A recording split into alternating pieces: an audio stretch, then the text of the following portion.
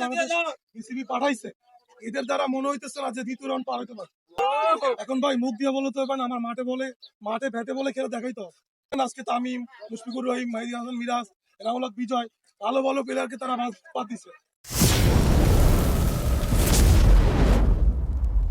আর S Rafiqul blog প্রবাসীর কষ্ট।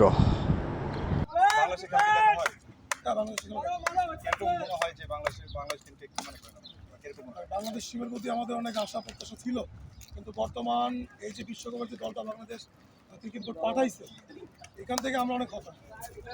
কি মনে করেন এই টিম দেওয়া এই দল দিয়ে কি আমরা কি আসলে বিশ্বকাপ অর্জন করতে পারবো? আমরা সবসময় চাই বাংলাদেশ ভালো খেলুক।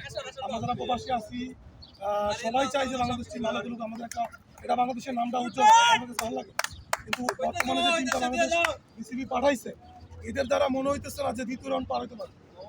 এরা সুপার এইটে কোয়ালিফাই করবে, আমরা ভাই এটা মনে হইতেছে না। কিন্তু সৌম্য সরকার সে তো বলতেছিল যে একটা যে বললো যে আসলে তারা কিন্তু আসলে ফাইনাল খেলতে চায়, তারা কিন্তু আপনার কি মনে করেন এটা এখন ভাই মুখ দিয়ে বলতে হবে না, আমার মাঠে ভেটে বলে খেলে দেখাইতে হবে।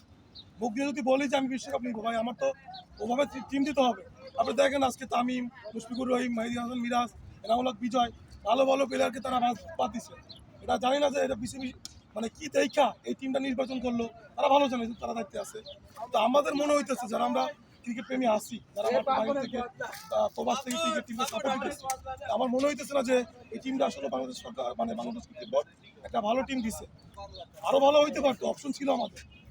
তারাই মনে হচ্ছে আপনার কাছে যে এই জিনিসটা হলে বা তাকে হলে মানে আসলে অর্জন আমার মনে হচ্ছে যে নেতৃত্বের অভাব, প্রথমত নেতৃত্বের অভাব। যেখানে তামিম আমরা দীর্ঘদিন খেলতে দেখছি, তামিম অধিনায়ক ছিল, সাকিব আল হাসান অধিনায়ক ছিল, সেখানে নাজমুল হাসান শান্ত একটা নতুন ছেলে, তারা দিয়ে আমরা এত বড় একটা বিশ্বকাপের মধ্যে একটা মঞ্চে অধিনায়কের দায়িত্ব দেওয়াটা, এটা মনে হচ্ছে যে একটা বড় কিছু। আমার মনে হচ্ছে শান্তরে চেঞ্জ করা উচিত, অধিনায়কটা অন্তত তামিম বা সাকিব আল হাসানকে দেওয়া উচিত আমি মনে করি। তো তামিম তো এখন মনে হয় বিশ্বকাপে নাই, যে জায়গাতে তো বিশ্বকাপে না থাকলে তাকে কীভাবে দিবে? এখন তামিম নাই, এক্ষেত্রে আমার বিশ্ব সেরা অলরাউন্ডার আমাদের বাংলাদেশ টিমে আছে, সাকিব আল হাসান আছে, অবশ্যই তারা দেওয়া উচিত আমি মনে করি।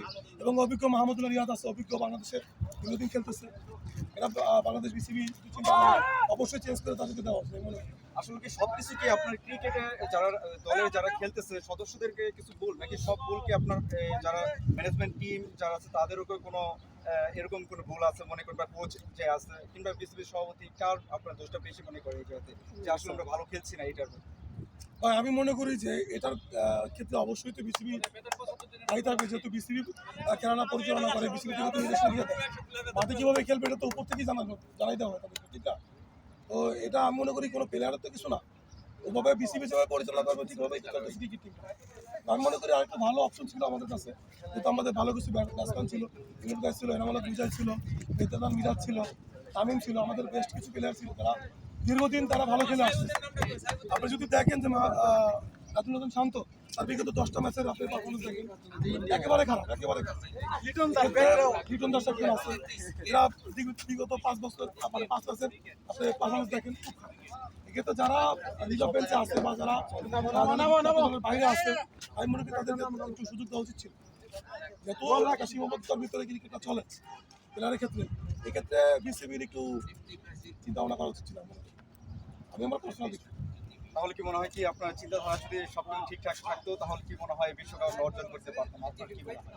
ইনশাআল্লাহ ভাই, বিশ্বকাপ অর্জন না করতে পারলেও ইনশাআল্লাহ আমরা স্বপ্ন দেখতে পারতাম যে না, আমরা স্বপ্ন দেখতেছি 30 কোটি 17 কোটি বাংলাদেশ স্বপ্ন দেখতেছে যে ইনশাআল্লাহ আমরা বাংলাদেশ ক্রিকেট ইনশাআল্লাহ আমাদের বিশ্বকাপ দিবে। কিন্তু এই যে জাতীয় দল পাঠাইছে, এদের দ্বারা বিশ্বকাপ আমরা আসলে স্বপ্নই দেখতে পারবো, কিন্তু আশা করতে পারি সব মিলে কি হতাশা? ইনশাআল্লাহ অবশ্যই।